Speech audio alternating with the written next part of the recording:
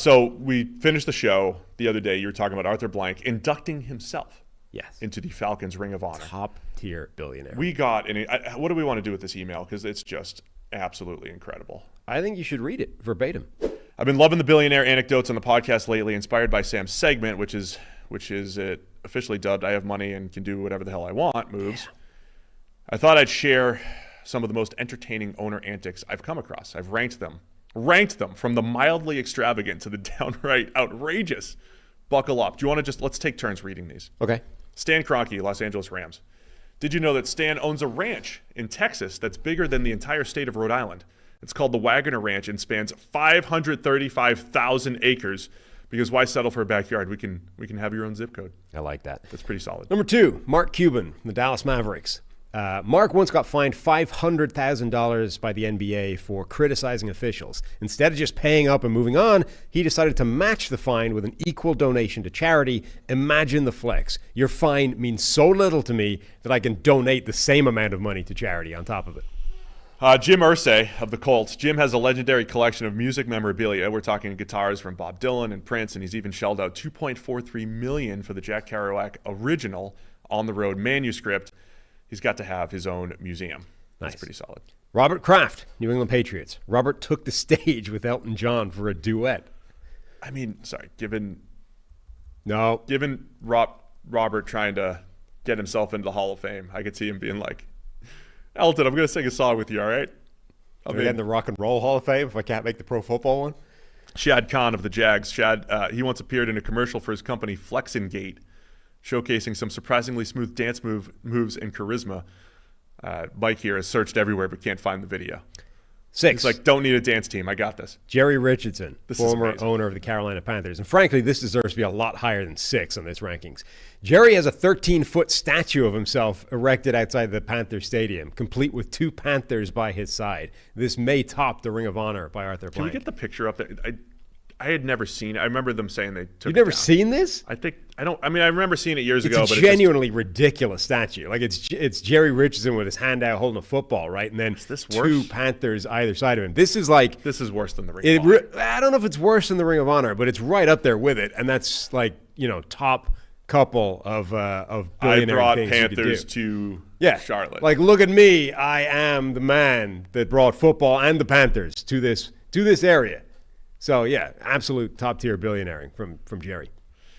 James Dolan of the Knicks, Mike's favorite here. I have to agree, though. This is also my favorite from this list. While he's not busy with the Knicks, James fronts his own blues band, JD and the Straight Shot. But why not stop there? He uses ownership of Madison Square Garden to have his band open for major acts like the Eagles. Yes, he opened for them at MSG. Do yourself a favor or not, check out his songs Better Find a Church and Ballyhoo on YouTube. It's an experience. That's elite, right? Yeah, you can play Madison Square Garden. There's just one catch. What's that? My band opens for you. I am opening for you. Yeah. So this brought me to you. Yeah. As a man with intimate knowledge of the billionaire brain. Correct. I would like to know how you would billionaire. Howard Hughes is my favorite billionaire. People probably know of Howard Hughes. He's the guy from The Aviator, the movie. Like he's the archetypal crazy billionaire, right? A couple of my favorite Howard Hughes stories for you, in case you're unfamiliar. As he got crazier in his old age, for his last several years, him and his entourage would bounce around various hotels and just live in them. And they would take over the penthouse floor and maybe the floor below that, right? And Howard Hughes would live in the penthouse floor, and then the entourage would be in the floor below, and that's where they do everything. So he rocked up in Vegas and decided to stay in the Desert Inn, right? And he's staying in the top 2 floors. This is when the Desert Inn was on the Strip. And at some point, 6 months later or whatever, the Desert Inn decided they would quite like their penthouse back and was like, you need to move out. You've stayed too long at this point. And Howard Hughes didn't want to do that. So he bought the Desert Inn just so he didn't have to move. He was like, I'm just going to buy the place. Then I don't have to leave. And then he was kind of annoyed because this small crappy hotel called the Silver Slipper or something, they had a giant neon sign of a Silver Slipper outside. Obnoxious. And he could see that from his room, and it was kind of keeping him awake. So he bought the Silver Slipper just to move the Silver Slipper neon sign so that it wasn't disrupting his sleep anymore. That's also top tier. But maybe my favorite bit is we're in like the 1960s, right? Nobody has like a Netflix. You don't even have a video collection or whatever. It's kind of awkward to see the movies you want to see. And Howard Hughes is a big movie guy. He used to make movies. He was a producer. He was a director, I think, at one point. And he was also an insomniac. So he, stayed up all night, basically. There's nothing on TV. All these stations used to shut off at like 10 p.m. That was no good for Howard. So he bought the local TV station and just made them play all his favorite movies all night. And it was even better than that, because if he missed the start, like, it was still sort of, it's not quite as convenient as Netflix where you just press play and it's on. So they would like start his favorite movie and he was in the jacks or something, taking a dump, and he'd come back, I missed the start of the movie. So he'd call them up and make them restart it. So you'd be in Vegas like watching a movie and they would just like restart because Howard Hughes had missed the start of the movie and just made them redo it. That's amazing. He also apparently, one day in like whenever it was, the 1960s, Bullitt is playing on the TV, and Bullitt is still out in the movies. Like it's like a new release. Howard had somehow been like, I really want to see Bullitt, but I'm not going to a theater. I want it on my TV station. So he just like phoned up Warner Brothers or whatever and bought it, and it was playing whilst it was on the movie theaters on Howard Hughes' TV station late night.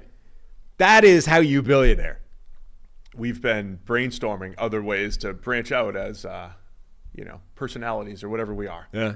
And other things that we can do. And I'm thinking lifestyles of the billionaire, or, lifestyles of the rich and famous billionaire edition from you would be an outstanding addition. Let's wrap it with this. How would you billionaire? Or how would you even millionaire? Like, first step. What's this look like for you?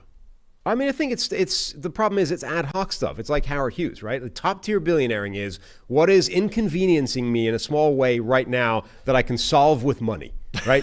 That's effectively what it is. See, I think simply like I would get I got to have Jeff Ruby's at least 3 times a week. See, that's not. But that's just something I can't do right now. No. That I would like to do. Is that not the right mentality? You are like you need to combine the previous 2 segments, right? Put yourself in the Skip Bayless mindset. Yeah. How far can I take this to be to the most extreme version, right? So I would like Jeff Ruby's multiple times a week, ideally daily. Let's face it. Daily, yeah. The answer to that is not I'm going to buy Jeff Ruby's several times a week. The answer to that is I'm going to buy Jeff Ruby's, the thing, the building, the restaurant, or just hire a chef, right? And he's going to make me Jeff Ruby's every day. That's how you billionaire. You don't just you don't just DoorDash Jeff Ruby's 3 times a week now that you got money.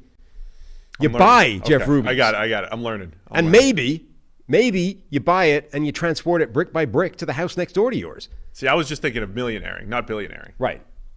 I'm not thinking big enough. No, not even close. I'll learn from you.